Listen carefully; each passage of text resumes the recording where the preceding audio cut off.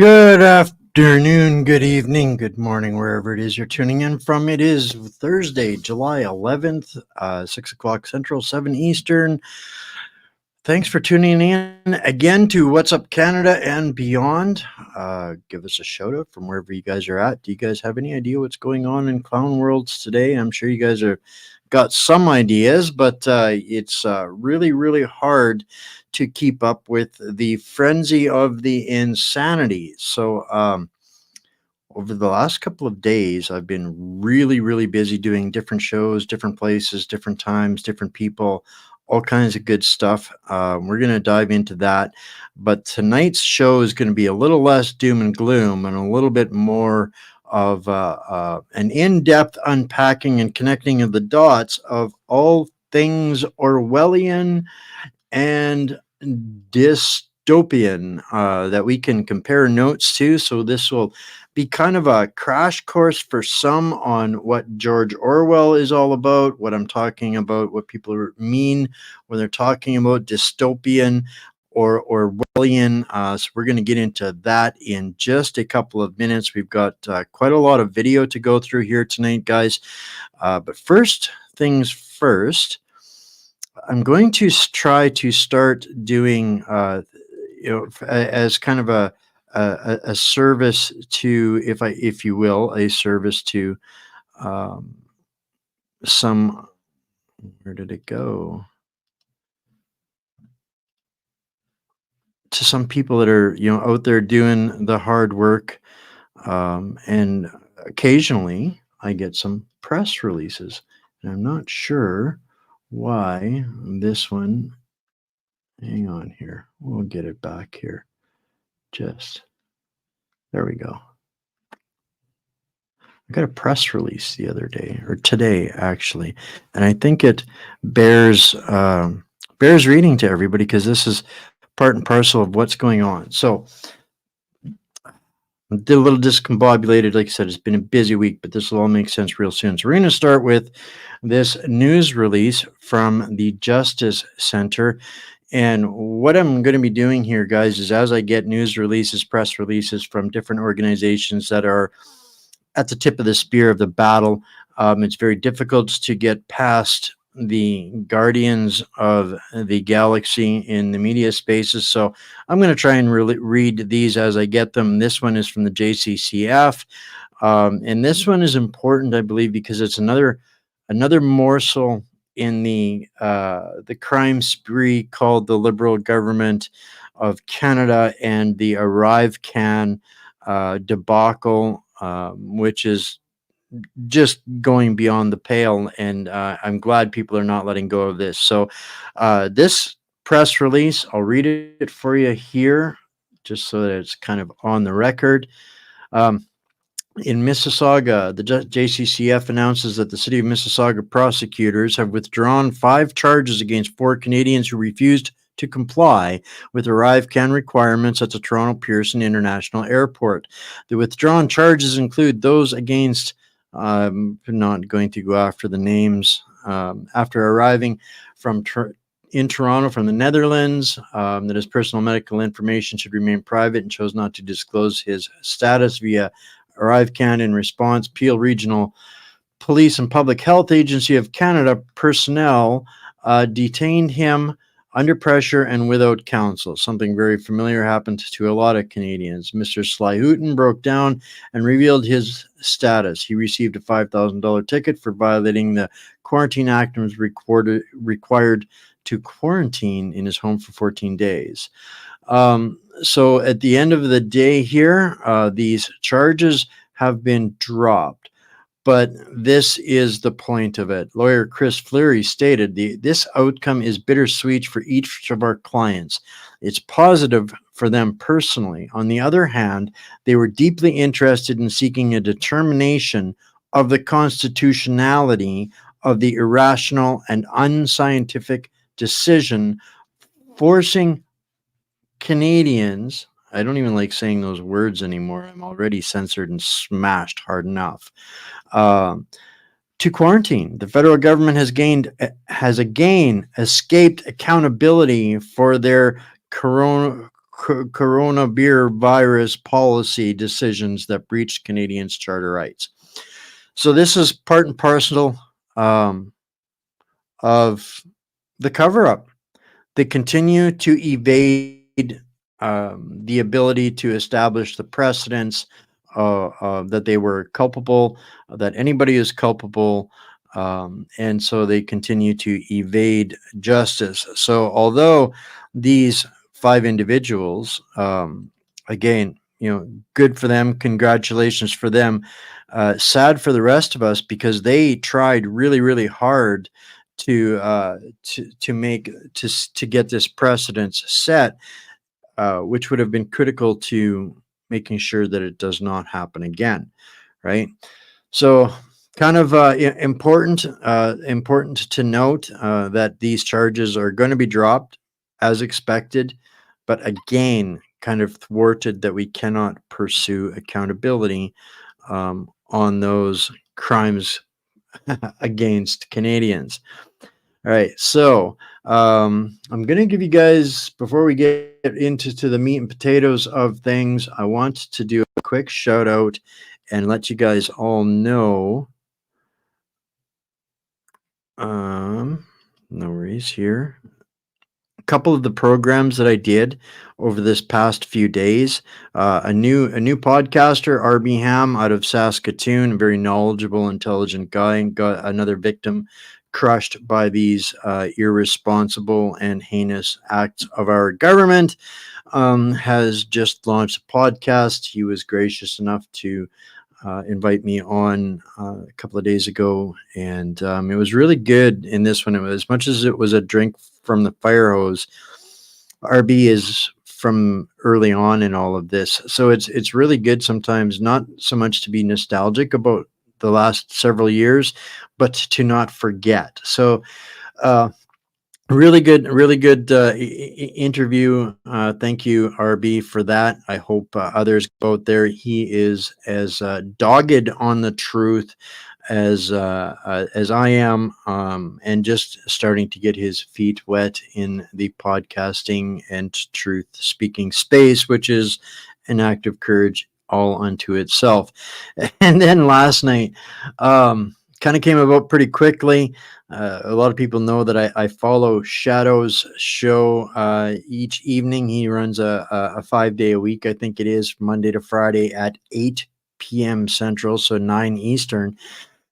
And obviously, this show runs a little earlier, so I'm have the ability to be in his chat group and talk with the community there and kind of gauge myself as to what he's covering. And so last night he had me on, and it was absolutely a very compacted, very dense discussion about all kinds of things. And it's always good when you get to talk to people that are contemporaries in your field, and when you don't talk to them for a little while, you get to see progress. And I think Shadow was pretty rocked at the evolution of this community, this platform, and what we are now doing. Not just in me being up here telling you guys what we're coming across, but making it make sense and giving people direction, stuff like that.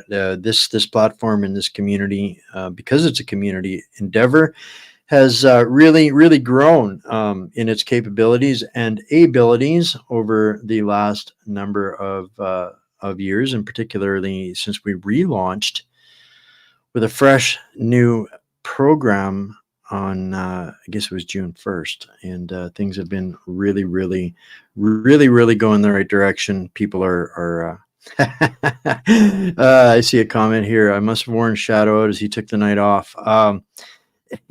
It was an awful lot. We covered so much ground in last night's show. So I hope people go and check it out. And if you like what Shadow is doing, get plugged in over there as well. So we're going to get back here now to what Orwellian is. Getting a notification. I hope my videos don't mess up. Yeah, Shadow and I could easily do a 2-hour show. Here's the thing about when we're doing this stuff, guys. I could do an 8-hour show every single day, just ciphering through the noise and garbage and nonsense of the swamp. Um, and the more we do, the more we want to do, the more we want to do, the more we try and do, and ultimately it starts to go sideways, and you get burnout. These are real things. There's a massive amount of work that goes into what we're doing just to deliver a high level or a high quality level, for an hour or two.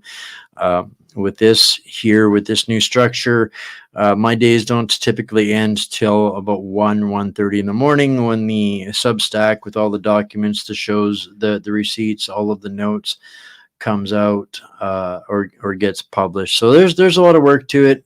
Shadow and I could do that every single day, but I think it's also awesome for people to get out of, you know set patterns too much.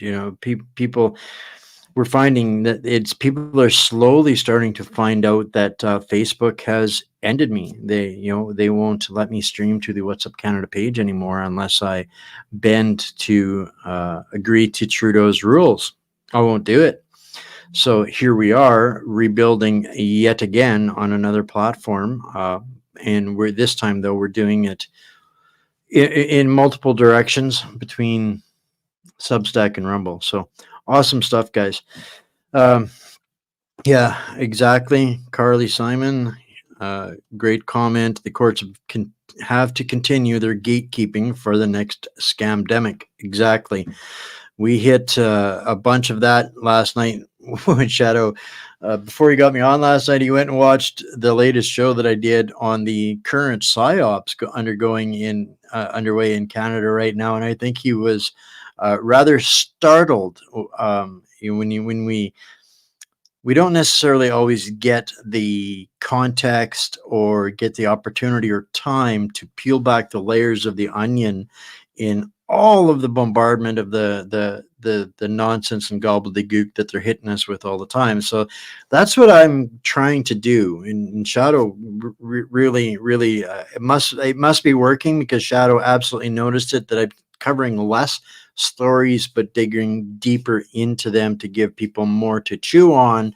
And ultimately that kind of is part of consciously doing this, so that I can provide you guys with all of the links, all of the receipts, all the material, all the documents. If you see it on this show, you guys will be able to get it in the Substack instead of trying to remember, geez, I saw this on his show. Where was it? You got to watch the whole hour to figure it out.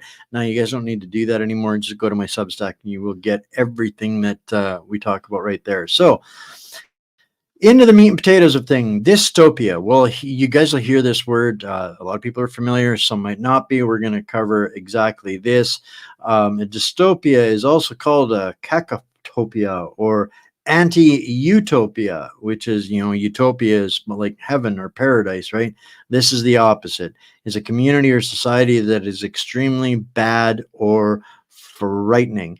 And it wasn't this page, it was the other one here that I pulled up.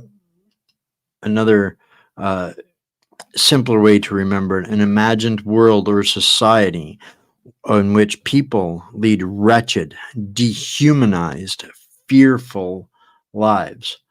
That is a term that, as you can see here by this graph, kind of started coming into use in the early 1950s and has now evolved to encompass things as we digest them in the modern age as Orwellian.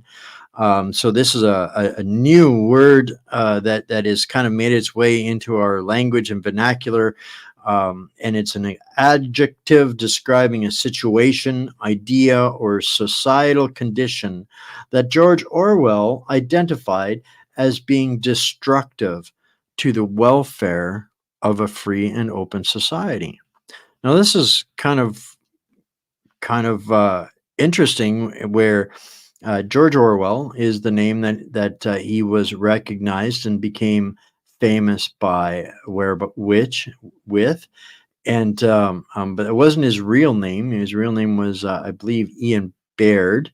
But we're going to take a look at some of what, when people refer to these terms, we're going to listen to Orwell describing some of these terms, and then we're going to look at some modern day news. We're going to take a look at 3 years ago, what people had identified as incoming Orwellian truth, conspiracies theory come to reality.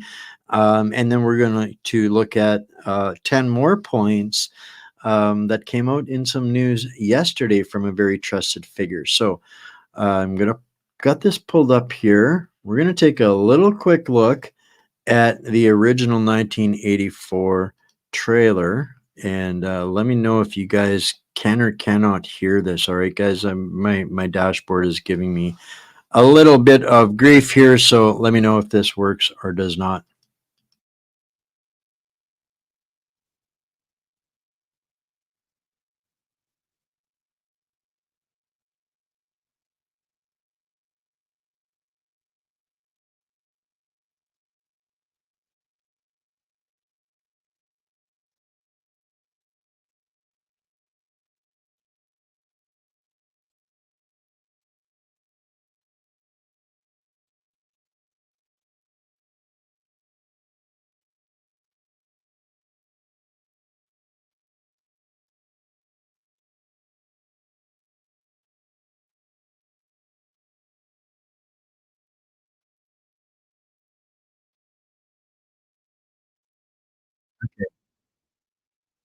I was afraid of that. Um, let's see if this works better. Sorry, guys. Let me know there's a 30-second delay, so I won't know for 30 seconds, but let me know if it does or does not work. I might have to do something different. If you want a vision of the future, Winston, imagine a boot stamping on a human face forever. A future where freedom becomes slavery, where privacy is forbidden, the past forgotten, and where living people simply vanish. Yet one man and one woman dare to love. Can you get Sunday afternoon off? Yes, Take this. everyone knows. The thing that is in room 101 is the worst thing in the world. We can't get inside you. We can't get to your heart. John Hurt, Susanna Hamilton, Cyril Cusack, and Richard Burton in the crowning role of his career. What are your true feelings towards Big Brother? I hate him. You must love him. It's not enough to obey him. You must love him. The film of the book of the year. George Orwell's 1984.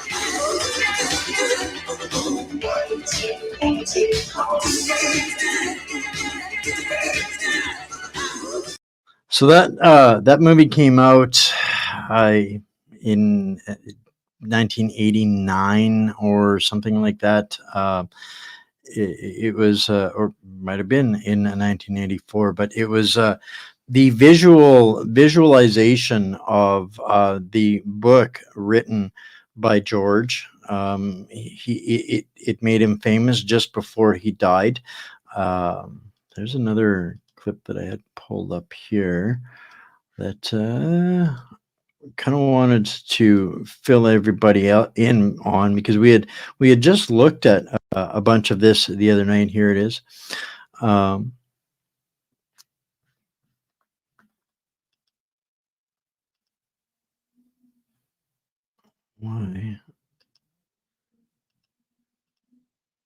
There we go.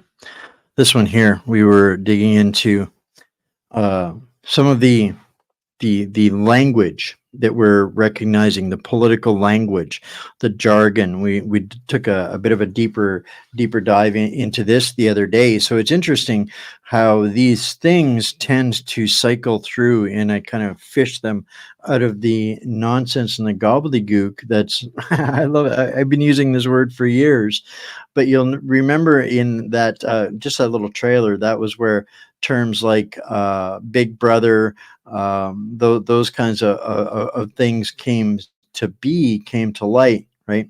So we're gonna that was kind of to set the tone of what we're going to explain and help everybody understand a little bit more, a little bit deeper. And we're gonna try this one here now. Which one is it? Come on. There we go. All right. Let me know if the volume does not work. So now this one here, in digging up some of the stuff to give you guys later on for this show, this one here I haven't seen yet, but this was one that I thought would be interesting, that I would be able to do a bit of a reaction with you guys. So I'm going to be watching this with you guys at the same time. But this was done 3 years ago. In exactly as I said, conspiracy theories coming true. So let's dig into this. I have no idea what to expect from this little clip, but it's had a couple of million views, so this ought to be interesting.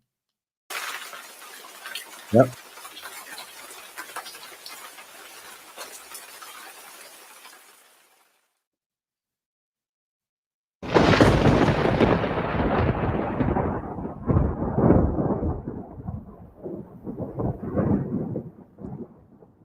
The Times says the project aims to reframe American history. It is an examination of the United States' origin story, a corrective history.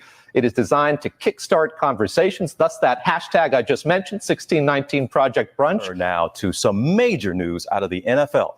A source telling ESPN that Washington's NFL team retiring its controversial nickname. The Aunt Jemima brand is getting erased. The name and logo are being dropped from all products, including the iconic pancake mix and maple syrup. Within hours of the Aunt Jemima announcement came word that Uncle Ben... I had Aunt Jemima labeled bottles last weekend, so it's nice to see rebels out there that won't let Aunt Jemima or Uncle Ben's die. Rice would get a new brand identity too. New tonight, the Phoenix City Council voted to change the name of streets that they find offensive. Barnes & Noble is facing backlash over its diverse editions of classic novels. Some to mention, like Peter Pan, The Secret Garden, are being displayed with new covers. The characters on the books are being reimagined as different ethnicities. This Hasn't all of that exactly? Everything is going down the memory hole, being rewritten, reworded, and sterilized to the new ideology. It's a beautiful thing. The destruction Twitter of words. dropping the programming terms master, slave, and blacklist from its code. Master and slave are going to become leader and follower, while blacklist will become deny list. Watch this. I have never discriminated on the basis of sexual preference. Their sexual preference is an offensive and outdated term. So Merriam-Webster, the dictionary, here's the old definition versus the new definition of sexual preference. Before it said orientation, sense, sexual preference. And now after that exchange between the two of them on Tuesday, now it says offensive, sense, sexual preference. What's your response?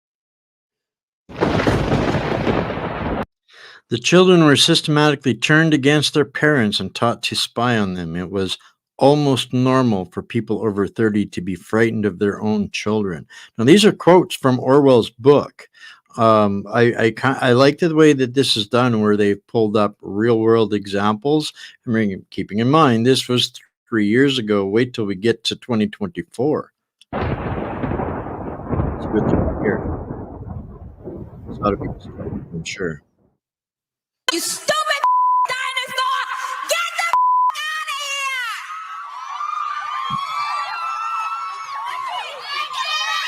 I'm sorry, you guys. That is a child attacking her mother and father for the crime of insufficient loyalty to Black Lives Matter. Here's a 15-year-old from Louisiana called Isabella. There are many like her in America right now. I literally hate my family so much. It's just, they just try to argue with me that George Floyd does it, like, they're just trying to tell me that, like, he deserved that because he did something wrong and that it was okay. That is not okay. And it's just making me so upset. I don't know why. I do not want to live here. I hate living in Louisiana. I hate living around these racist. I just want to leave. Interesting. I don't think that I think it's probably kind of the other way around on this one, Billy. Keeping in mind when Orwell lived, we'll touch on that a little bit as to how he came about understanding some of these things that he ultimately intended to be written as fiction and spent the last couple of years of his life defending, because people were implying it in a far more literal, different sense than what he had originally intended. But at the end of the day, the man himself considered himself at the time what we would call progressive. At that day, in those days, it was called socialist. What can you do against a lunatic who is more intelligent than yourself, who gives your arguments a fair hearing and simply persists in his lunacy? Does that not sound like every single climate expert and pseudo-psycho white coat pharma accomplice out there? Pretty much does to me. Accomplishment. Think Trump is worse than Hitler? Yes. Yeah, Could be. definitely. Yeah. Why do you say that? He's childish. Yeah. That's all I gotta say. He's trying to stop, like food stamps. People need those. Do you think that ending food stamps is as bad as killing like 6 million Jews? He did that? Yeah. He killed That's why he's Jews. number He's two. trying to just destroy the planet. And built that wall, yeah. They did a Harvard study and actually a judicial system study as well, and they found that there was no racial bias when it came to police shootings last year. When you guys hear that, what does that make you think? Cap. That's it. Cap. They did a study that showed that cops are actually 18 times more likely to be killed than an unarmed black man is to be killed by the police.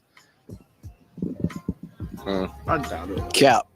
Yeah, that is cap. Let's do it. Do you think the gender wage gap is real? I do. How do you stop the gender wage gap? That's a great question. I think we have to take a look at our government and our understanding of capitalism and consumerism and kind of start working there and work backwards. If you had like a business, you know what I mean, and they could pay women 77 cents for every dollar that a man would make, that would be like capitalism. So they would hire all women. I suppose in a sense I'm following what you're saying, but... So, good comments here, Billy. So he knew what he was doing. He, like every other socialist, has always felt that every government has done it wrong. And he was, I think, like a chess player sees the board, a long ways down the game. I think that's kind of what Orwell's intuition was telling him, that you guys are doing it wrong, and these books will tell you, will show you what's going to happen if you continue to do it wrong. So interesting that, but absolutely palm to the forehead. I'm sorry I cannot answer what CAP is, good or bad, but I'm thinking that maybe by the body language, I would think that the young fellow was probably adding a silent R in there in his response. So, yeah, interesting stuff. So, and this is Orwell was writing a manual, not fiction. he didn't see it as a manual, and this is one of the overarching points that I want people to understand, because although he couldn't have known what the outcome would be, and if you look at the image on the that I used for the screen grab today, if he was actually reading the news in 2024, I'm pretty sure he'd be rolling over in the grave as well, right? So war hysteria increases in intensity as one rises in the social scale. Those whose attitude towards the war is most nearly rational are the subject peoples of the disputed territories. Yeah, makes sense. The people that needs to make sense the most are usually the victims in between disputed territories of rich, insane men, right? Kind of, I don't know. Here, what these guys call out as such. You can protest all you want, but the I just saw take place. I know there are people out here, homeless people, who rely on those banks to charge their phone. And you think it's okay to take down a neighborhood? You don't see corporations here. There are human beings that live in this neighborhood. You do this in Harlem, you do this in Brooklyn, and I swear on everything. These people in this neighborhood deserve better. And I'm not talking about the gentrification. I'm not talking about students who come here and pay cash to go to NYU. I am talking about the people who go to a methadone clinic down the street. And you think this is a protest? I cannot argue with that lady's passion and vehemence. She's living in a war zone and the only one making sense between agitators that have absolutely no investment in what they're agitating about. So much empathy to that young lady. So this is 3 years ago that this was released. So interesting how many of these things are not just happening then, but repeating still, and we're going to get into a bunch more. So, and as far as for a couple of comments here, Old Sousey, did he dream it up and they just copied it, or did he know something? There's these, Billy, I think he knew. People have innate senses, and Orwell was a war correspondent during the war, and that changes people. And they get such a different sense of wisdom about them and foresight that is hard to measure or find in other people. So it's interesting to see this progression, and we'll look into a little bit more behind the man after in a bit here, yeah, for sure. So whatever happened, you vanished, and neither you nor your actions were ever heard of again.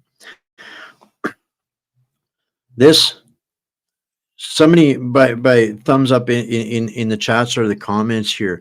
Anybody remember a guy named Stefan Molyneux? Anybody?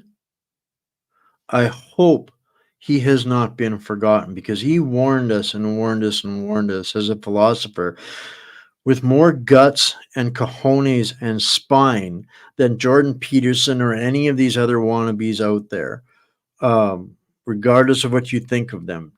Stefan Molyneux was the first high-profile canceling to make sure that every trace of him is removed from the internet, kind of like Bill Cooper of old, right? But Stefan is still with us. This is just recently, very profound, and this is exactly what they're doing and what I see coming. When Stéphane Jabot was first announced as the Heritage and Culture Minister by Trudeau, I did a show called I See My Assassin Coming. And that's exactly what this was, what I was referring to at the time. So yeah.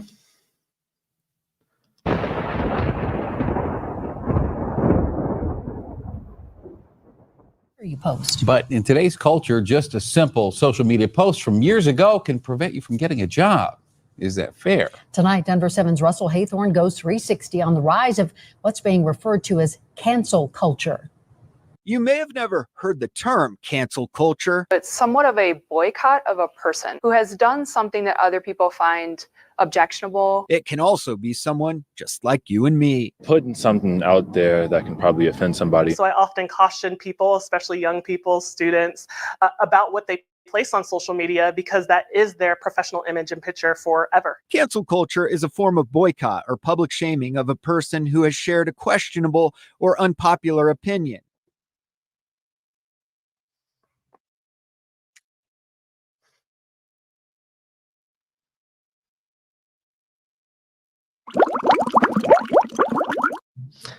Well, that pretty much, I'd say, pretty much nailed the hit the nail head on with a sledgehammer 3 years ago. Pretty interesting to see. Some of us weren't the only ones, right? To see this stuff coming.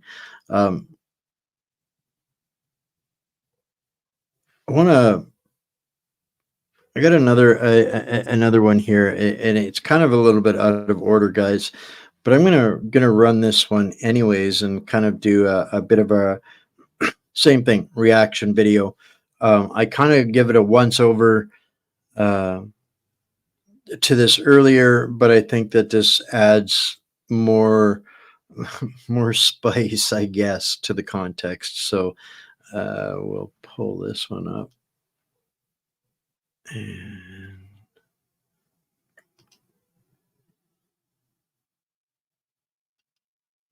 there we go. Okay. Having to do everything twice here with my dashboard. Everything's kind of wonky, but we'll get through it. All right. This one here, what Orwellian really means, and this is a TED education thing done 8 years ago. So we're going to get kind of a little bit of a time travel through the butterfly effect of all of this, and yeah. So we'll hear what they have to. If you've watched the news or followed politics, chances are you've heard the term Orwellian thrown around in one context or another. But have you ever stopped to think about what it really means or why it's used so often? The term was named after British author Eric Blair, known by his pen name George Orwell. Because his most famous work, the novel 1984, depicts an oppressive society under a totalitarian government, Orwellian is often used simply to mean authoritarian. But using the term in this way not only fails to fully convey Orwell's message, it actually risks doing precisely what he tried to warn against. Interesting. Orwell was indeed opposed to all forms of tyranny, spending much of his life fighting against anti-democratic forces of both the left wing and the right. But he was also deeply concerned with how such ideologies proliferate. And one of his most profound insights was the importance that language plays in shaping our thoughts and opinions. The government of 1984's Oceania controls its people's actions and speech in some ways that are obvious. Their every move and word is watched and heard. And the threat of what happens to those who step out of line is always looming overhead. Other forms of control are not so obvious. The population is inundated with a constant barrage of propaganda, made up of historical facts and statistics manufactured in the Ministry of Truth. The Ministry of Peace is the military. Labor camps are called joy camps. Political prisoners are detained and tortured in the Ministry of Love. This deliberate irony is an example of doublespeak, when words are used not to convey meaning. Any of that going on these days, folks? Given all of the beer bug and now buzzard bug that they got coming at us, I think that's pretty explanatory. But to undermine it, corrupting the very ideas they refer to. Democracy, yeah, what they call democracy. What is that anymore? Preserving democracy, diversity, another one, equity, environmental. Every word they use is a doublespeak. The regime's control of language goes even further, eliminating words from the English language to create the official dialect of Newspeak, a crudely limited collection of acronyms and simple concrete nouns, lacking any words complex enough to encourage nuanced or critical thought. This has an effect on the psyche Orwell calls doublethink, a hypnotic state of cognitive dissonance in which one is...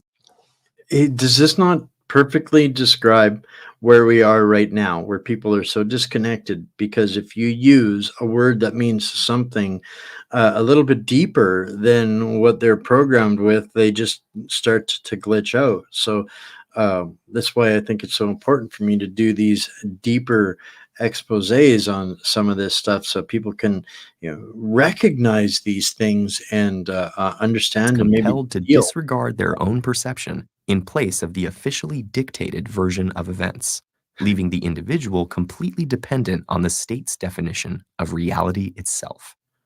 We're The there. result is a world in which even the privacy of one's own thought process is violated, where one may be found guilty of thought crime by talking. Well, this is the point of the gaslighting and the astroturfing is don't believe your lying eyes, right? You're imagining you're the crazy one if you're not seeing 2 + 2 = 5. What's the matter with you? You must be broken, right? And when people do that to me, and it's like, this is what they're searching for, is that glitch. Talking in their sleep. That's exactly what they're talking about. And keeping a diary or having a love affair equals a subversive act of rebellion. This might sound like something that can only happen in totalitarian regimes. But Orwell was warning us about the potential for this occurring even in democratic societies. And this is why authoritarian alone does not Orwellian make. In his I think that's a good point. Authoritarian isn't just Orwellian, and we can't escape the meaning behind those words and what they imply in the discussion. If we misconstrue how we're discussing things, then we're already becoming a part of the problem, right? See a comment here. It was an optional book when I was in school, going back several decades. But I don't think they want people thinking this deeply. Our programming and our education and training system is primarily about multiplicity of genders and equality. His essay, Politics and the English Language, he described techniques like using pretentious words to... Ooh, we've talked about this: neurolinguistics programming, political influencers, campaign language, not to mention all of those, the gobbledygook terms, the ones that I euphemisms, all of these ones, they're, all of this is a completely new language that basically was described and articulated, and maybe he wrote the playbook for him. This is, one of those time travel questions that still creates debates today. Political language is designed to make lies sound truthful and murder respectable, and to give an appearance of solidity to pure wind. Wow, if that doesn't describe Lord Farquaad, Fancy Socks, Meat Muppet, Justin Trudeau, I don't know what does, with the virtue signaling and the pandering and the purity and nobility that he tries to project all the while being one of the worst swamp creatures this country's ever produced. He brings credibility to a nation obsessed with, or a political system obsessed with mass murder. To project authority, or making atrocities sound acceptable by burying them in euphemisms and convoluted sentence structures. But even more mundane abuses of language can affect the way we think about things. The words you see and hear in everyday advertising have been crafted to appeal to you and affect your behavior, as have the sound bites and talking points of political campaigns, which rarely present the most nuanced perspective on the issues. It's about eliciting emotional reaction, triggering you. Some chemicals that our brains release are highly addictive. And this is a part of the process. This is that neurolinguistics programming that has been weaponized. Some people use the term MK Ultra. Some people mass formation psychosis. It's all part and parcel of the same thing, of the reprogramming and the short circuiting of the thinking process. And the way that we use ready-made phrases and responses, gleaned from media reports or copied from the internet, makes it easy to get away with not thinking too deeply or questioning your assumptions. So the next...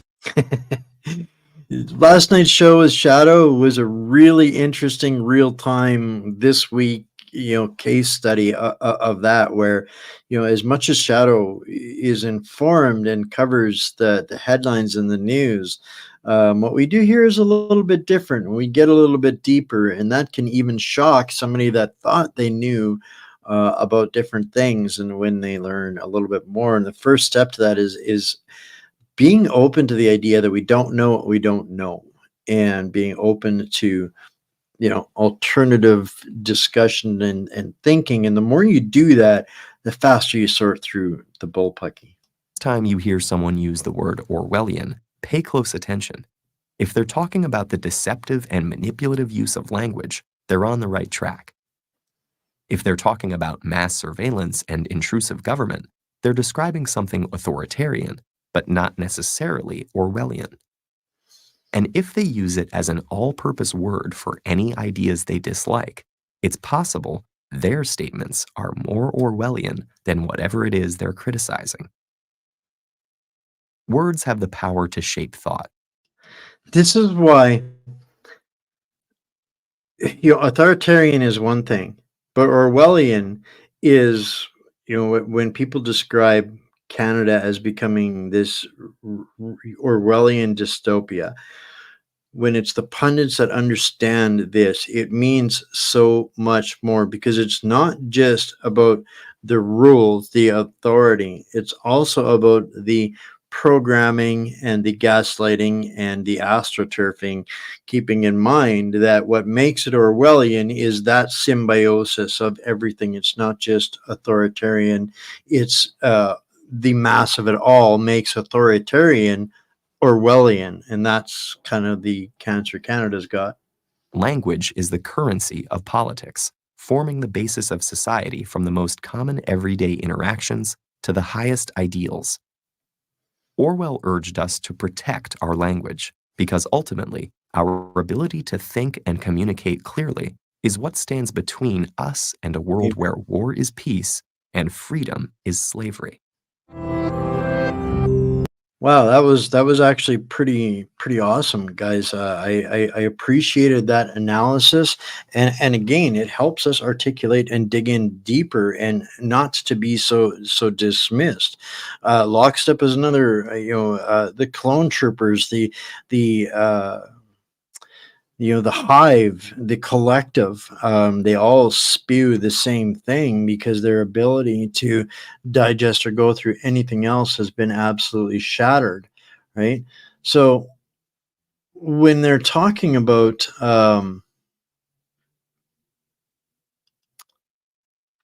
some of this stuff, I think it's important to, and I'm gonna have to bounce around a little bit. I thought I had this in order. It's not. That's all right. We'll get over it. It's live, not Memorex. Lockstep is pretty tight. is pretty right. Yeah, they are in lockstep as programmed robots do. It's kind of the normal thing. So this is a documentary that somebody did just specifically on Orwell and his life and the warning that he was, not calling it a warning. He still felt it was fiction, but it's become a warning now. So we're going to see a little bit of what makes the man.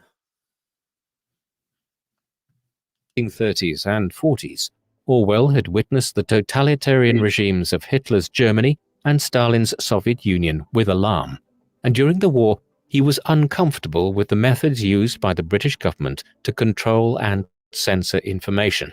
He believed that the foundations of totalitarianism lay in the misuse of language to manipulate the truth, and was pessimistic about humanity's tendency to be subject to such manipulation. Orwell intended this novel as a warning to mankind and was desperate to make progress on it despite his failing health. By September, he had written around 50 pages when he returned to London to catch up with friends and make professional arrangements. Meanwhile, a BBC radio adaptation of Animal Farm went out on the airwaves in January 1947, and Orwell switched to Secker and Warburg as his main publisher, after persuading Victor Gollancz to release him from his contract. By April, Orwell was back at Barn Hill and keen to finish the novel by early 1948, but was prevented from doing so by continued ill health.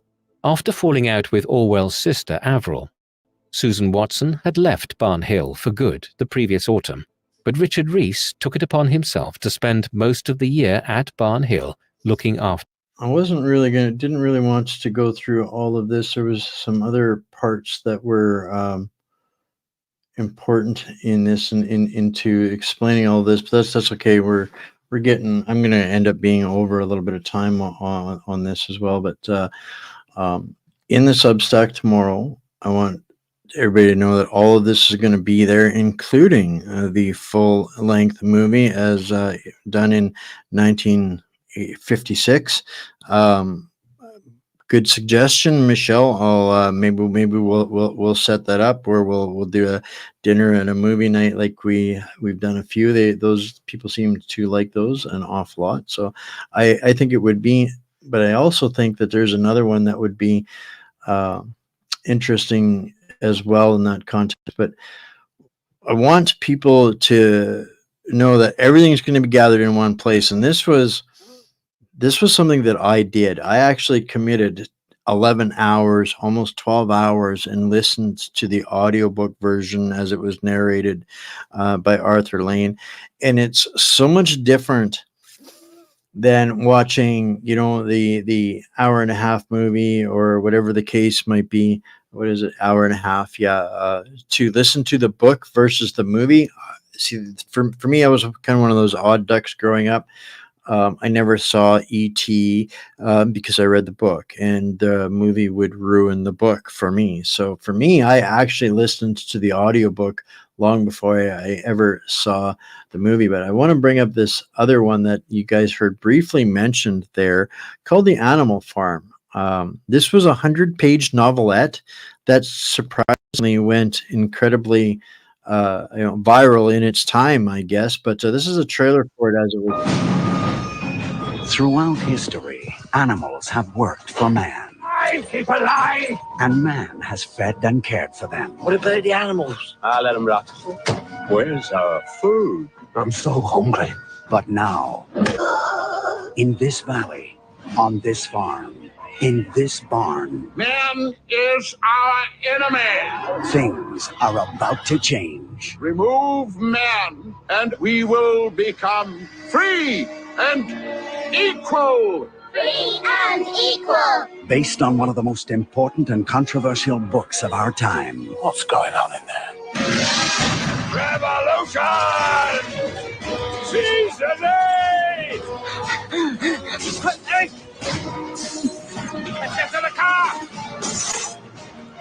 Glorious victory is ours! We must never come to resemble man in any way. They started with a dream of prosperity Our farm is now truly Animal Farm. Now they will have to face their greatest challenge, themselves. From now on, a special committee of pigs will decide all aspects of the farm. No! Lakeshore International is proud to present George Orwell's classic tale of greed. Who has the milk and apples? Us pigs have the milk and apples. Corruption. Napoleon, I want to see my puppies. You can't see your puppies. Got a bottle of whiskey for you. They're behaving like men. Can't tell the difference between them. And oppression. Any animal seen giving food to a hen will be punished by death. All animals are now free.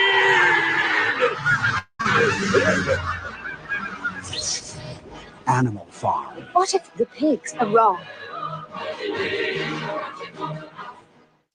Is that a little bit disturbing, guys? There's I'm going to be including in the Substack as well tomorrow a little bit more of a in-depth into the Animal Farm book. It's really cool here. Isn't it interesting, Michelle, that so many of these things have been wiped and put into the memory hole so that people wouldn't learn about them, because as much as they were written in the 30s and 40s, they were so predictive of what we have or what we're dealing with today. And I got another little clip here that I'm going to pull up from one of everybody's favorites, and then a couple of little comparisons. Everybody knows this guy, right? All right. For Smoke Fatty to watch that one. Who would have ever imagined that we would eventually arrive at this point?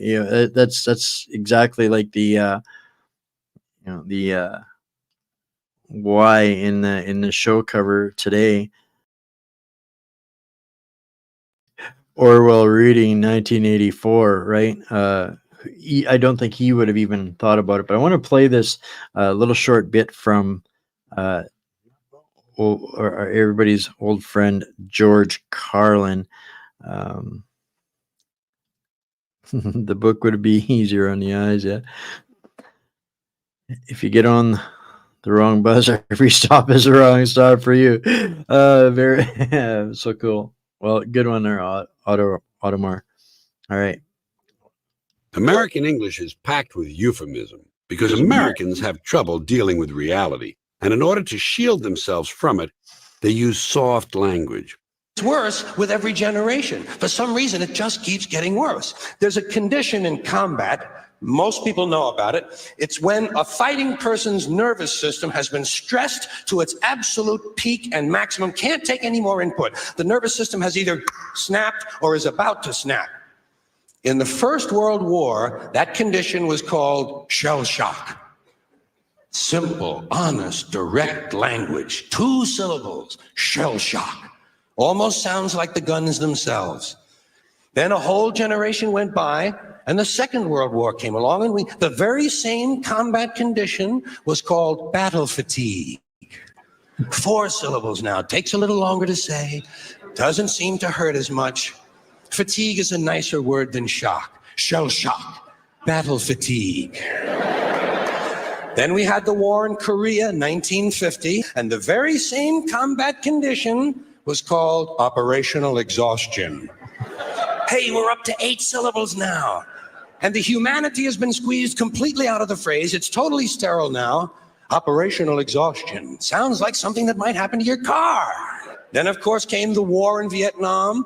And thanks to the lies and deceit surrounding that war, I guess it's no surprise that the very same condition was called post-traumatic stress disorder. Right? Make sense, guys? Exactly this progression of things. I had a couple of, before we get out of the, we've still got Orwell in 1984 directly on the brain here. I'm going to add this link into my Substack as well. I'm not going to play this at all, but I'm going to add this in here because this is very interesting, because what this does is kind of a timing and an explanation of the progression of war as envisioned by Orwell in the book 1984, as it covers their lives and describes the war and the ending up of the continents, Europa, Eurasia, East Asia, Ingsoc. Everybody's familiar with all of those. But just a couple of nights ago, we covered a story about the Shanghai the Shanghai Cooperation Organization map of membership, which kind of give me a little bit of the ding, ding, ding, ding, heebie-jeebies when I put it next to the map we were just looking at here of what Orwell was envisioning as potentially happening in 1984 as in his book. So last clip I'm going to play here tonight, just a couple of minutes of a fella I'm sure a lot of you guys will recognize, Glenn Beck. I don't agree with everything Glenn Beck does, but I do respect his relentless pursuit for truth, and I do believe he is genuinely one of the good guys for the most part. But this is something that I came across that kind of led to this whole show tonight, and I think it's important. Now, we looked at 7 statements that Orwell predicted in his book as noticed in 3 years ago. We're gonna look at should we know about the president's health? Of course we should, but we won't, because we are living in the days of 1984. Listen to these 15 things that Monroe Harless pointed out in the Federalist. 15 ways that 1984 is 2024.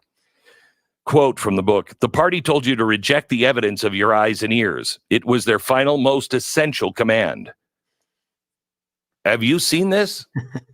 Have you seen the party demanding you to reject the evidence of your eyes and ears all the time? How long will we tolerate those deplorables? If you don't vote liberal, it's cold and dark. The future? I think we got it here too, Glenn. We're seeing it all the time. 2, endless wars. Quote: "They add nothing to the wealth of the world, since whatever they produce is used for purposes of war, and the object of waging a war is always to be in a better position in which to wage another war." End quote. I think we're there. Have you seen the video of Joe Biden talking about American weapons being used for direct strikes inside of Russia? And why do some people speculate that the real purpose of this is to get rid of all of our own old weapons so we can make new weapons which will be better in the next war? So now we can have a deeper understanding of why they just the elections in France and the UK ultimately, magically and conveniently, just like Biden's election victory, are necessary in order to prepare for the next war, and even our pathetic C-grade meat muppets in Ottawa, as we looked at last night or the night before, literally thinking that they're going to sell us on opening up and the government spending a bunch of more money on new mining in Canada, and everybody can have jobs, and these mines will make artillery shells for the Ukraine to protect the democracy of a quote-unquote leader who has outlived his mandate, is no longer officially in recognized office, has made it illegal to have elections, and has jailed all of his opposition parties. And our government wants to build more mines to give him more shells, while they're giving another $500 million announced to him today. Yeah, Glenn, I think we got up here in Canada too, my friend. Doesn't this sound like exactly 1984? Yeah, it does. Number 3, separating babies from mothers at birth. Quote from the book: already we're breaking down the habits of thought which have survived from before the revolution. Children will be taken from their mothers at birth, as one takes eggs from a hen. What exactly is the issue here?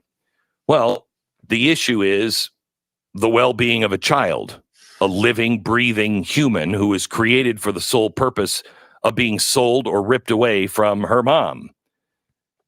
This is something that is happening through surrogacy. And honestly, later in life, it is happening because of political correctness. 4, hatred of purity and goodness. I hate purity. I hate goodness. I don't want virtue to exist anywhere. I want everyone to be corrupt to the bones, end quote. Well, did anybody see what happened to Butker for being a Christian? They tore him apart, condemned him. Ray Rice? Nothing compared. 5. So he's talking about the separation of children from their parents and the war on Christianity. And we've got this here in Canada too, with the don't tell your parents by the teachers programs, the alphabet soup in the schools, the men attracted to children campaigns, the student lunch programs. We've absolutely got that. Hopefully we get the last 5. The news lies. One knows the news is all lies anyway from 1984. All lies, yep. Yeah, well, what do you think? Got that now? Do we all know that the news is nothing but a lie? And now the news is saying that they are fighting disinformation? 6, the destruction of the family. The sex... or you're fighting disinformation and misinformation. Orwell said, it goes into the memory hole. Here we get Stefan Molyneux, and as of January, a commitment from every elitist and globalitarian on the planet in January, saying that they need to rebuild the trust, and they didn't say by. They should have said by. They need to rebuild the trust by crushing anything that they arbitrarily think of as misinformation, disinformation, malinformation, whatever words speak gobbledygook they want to apply to confuse us, to justify the Orwellian censorship that's required for the level of totalitarianism they want to implement it in our societies. So we're getting down to the wire here, guys. Impulse was dangerous to the party, and the party had to turn it to account. They had played a similar trick with the instinct of parenthood. The children, on the other hand, were systematically turned against their parents and taught to spy on them and report their deviations. The family had become, in fact, an extension of the thought police. Family is an extension of the thought police. We absolutely saw that here in Canada. The beer bug virus absolutely created that monstrosity here in Canada, and they weaponized their terrorism of the populace, and now we have this instituted in our society under this Orwellian dystopia. Definitely not a utopia, but yeah. Do I need to give you an example? 7, political correctness. Don't you see the whole aim of newspeak is to narrow the range of thought? In the end, we shall make thought crime literally impossible because there are no words in which to express it. There's no words left that we're allowed to use to express the thoughts. Yeah. Yeah, and if you say the wrong words, as we saw in that other video there earlier, even your children will turn you in now. What's it going to be like when the next wave of bioterrorism comes and you want to think twice about your allegiance to the state? Egg producers, birthing people, chest feeding. 8, persecution of political opponents. Power. Persecution of political opponents? Nah, none of that going on anywhere here. Is there? No. Is a means. It is an end. The object of persecution is persecution. Reporter. President Trump refers to himself as a political prisoner and blames you directly. What's your response, sir? He just smiles. 9, the innocent are suffering. How does one man assert his power over another, Winston? By making him suffer. How does one man exert his power over another? By making them suffer. That's the punchline, folks. This is exactly the punchline of the United Nations, WEF, Fourth Reich. And if I go missing, it's because I've been in Bill Blair's face all day about his announcements as, being a good soldier of the hashtag WEF Fourth Reich. But yeah, that's it. That's the punchline. They rule through the infliction of suffering. Worked for every one of the worst monsters in human history. And this is through all of these machinations that they are weaponizing against us. That's the objective. Exactly. By making him suffer. Obedience is not enough unless he is suffering. How can you be sure? Obedience is not enough. How dare you? How dare you speak back? You must suffer. He's obeying your will and not his own. How about the 75-year-old Paulette Harlow, who's in poor health? She also was somebody who, I believe, survived a communist concentration camp. She's in prison for 2 years for praying outside of an abortion clinic. Truth is redefined. Freedom is the freedom to say that 2 + 2 = 4. 11, hypocrisy. Freedom redefined. I think we're seeing a lot of that. Hypocrisy from government agencies. The Ministry of Peace concerns itself with war. The Ministry of Truth with lies. The Ministry of Love with torture. And the Ministry of Plenty with starvation. These contradictions are not accidental, nor do they result from ordinary hypocrisy. They are deliberate exercises in doublethink. Remember, the FBI is a terrorist organization. It's the American Stasi. It exists entirely to terrorize the American people on behalf of a corrupt and evil regime. No. The FBI is the center of truth. Contradicting beliefs. Doublethink means means the power of holding two contradictory beliefs in one mind simultaneously, accepting both of them. Just so we're clear here, Democrats who are campaigning against Trump based on dubious charges of sexual assault they engineered are still inviting people like Bill Clinton to headline big ticket events, along with his relationship with Jeffrey Epstein. Even though that's been well established, they're still okay with that. 13, dates altered. Every record has been destroyed or falsified. Every book rewritten. Every picture has been repainted. Every statue, street building has been renamed. Every date has been altered. Well, in an attempt to replace Easter, the most important Christmas or Christian holiday of the year, with Transgender Day. Yeah. Right? They're rewriting history, getting rid of the statues and monuments to books, the everything that's possible from memory, and rewriting our most sacred holidays, the foundations of our culture. This is, and the interesting part of this is the more we understand that this is no longer fiction, it lets us know and understand how they do these things and what's coming next, because they only have the same playbook, right? What we do too, we're just not interpreting it necessarily in the same way all of the time. We want to, believe in all of human nature when unfortunately we cannot. I think, that kind of does it. This is the beginning, and worse is coming. 14, no trust. We have cut the links between child and parent, between man and man, no man and woman. No one dares trust a wife or a child or a friend any longer. But in the future, there will be no wives. There will be no friends. And statistics. There will be no wives, no friends, no aunts, no uncles, no kids.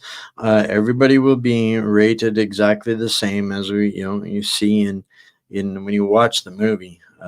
Pretty creepy. All wear the same clothes, same hairstyles. Yeah. Statistics are lies. The fabulous statistics continued to pour out of the telescreen. As compared with last year, there was more food, more clothes, more houses, more furniture, more cooking pots, more fuel, more ships, more helicopters, more books, more babies, more of everything, except for poverty, disease, crime, and insanity. That is where we are, America. I cannot argue with Glenn on any of those points. They tell us more, more, more, more, more. Every is sunshine and lollipops, and never want to talk about any of the reality. They live in their rose-covered glasses and continue to implement the things that they do. And Carly, absolutely, it's all part of the agenda. Every last bit of it is by design. It's the manufactured destabilization of our society. They're coming for everything, right? And this is, something I addressed on. We've been trying really hard at this. 5 years I've had this podcast going now, and I am reaching less people now than I was in the third month of it. And it's not because the content is better or, pardon me, worse. It's because of censorship. People are just being drawn away or forced away, made inconvenient, all of the things that make it difficult. And with the implementation of Bill C-11, C-18, C-63, I think we might have, maybe if we're lucky, another year without a major lurch back to the right, that we will be able to even do this, as much as we try to adapt and improvise to overcome. It is as much a financial challenge for everybody. It is for us. We don't get paid by the hour for doing what we do. We do it and hope. Some people will force people to pay if they want the truth. I hope and bank on us doing this and fighting this fight together. I serve the people. We work together. We do this. This is a symbiotic arrangement as well. You guys keep me fed and alive, and keep the software working. I will keep working. That's really what it boils down to. But we are in that time. And before I close off here, I just wanted to give everybody a little bit of a refresher on the last 5 years. This is my Buy Me a Coffee. I've been streaming that down there quite through the whole show here tonight. I just want to play this little video in case some people are new here or aren't aware of some of the history and some of the stuff behind What's Up Canada. This is where you can come. Ideally, I've had this up for a while. If I had 30 people that each wanted to buy like 10 memberships for other people and keep this platform free, I can't begin to imagine what I could do. But I won't sell out to advertisers and marketers or anybody that will tell me what I have to say and do on this platform. Will not happen. I serve the people to the best information available that I have. So this is just a little glimpse at my Buy Me a Coffee page, and this little video is a little bit about what we do and how we are here.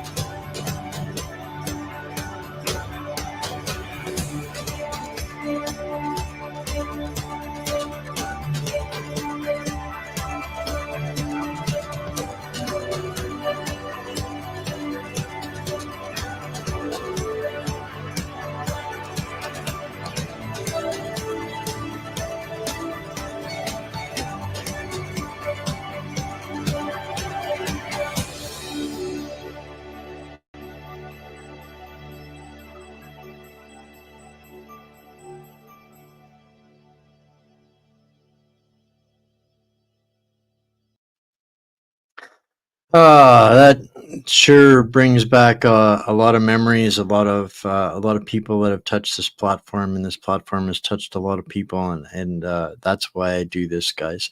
Every once in a while, I get a message where somebody they heard or a guest that they saw or something that we shared or covered impacted their lives in a positive way, and that's why we do this and keep fighting for what we believe in, not necessarily for freedom. I want to touch back on here to a comment that Carly made here. You know, I don't know that we're going to wake up a whole bunch more normies, and I don't think it's really as necessary. Jim and I talked about this an awful lot on Wednesday's show about it's time for the next wave of reinforcements of the freedom builders. Um, you know, the freedom fighters are buying time for the freedom builders, and there's, you know, that's a whole other way of looking at how do we impact the freedom of our country. So I love you guys all. Stay strong, stay mighty, my fellow patriots and warriors and hostages too. I hope tonight was a little bit of a insightful, reflective look on helping people understand, you know, this might be where we're at, but we've got the playbook too, and if we know how they're doing it, we can figure out how to undo it, and that I have absolute and utter faith in. Everybody, I've got a great guest lined up for next Wednesday, but tomorrow is our financial whisperer, banker Bryce Wade with Bankers, Bandits, Bullion, and Bucks at 6 o'clock Central. Hope we see you there. Bye for now.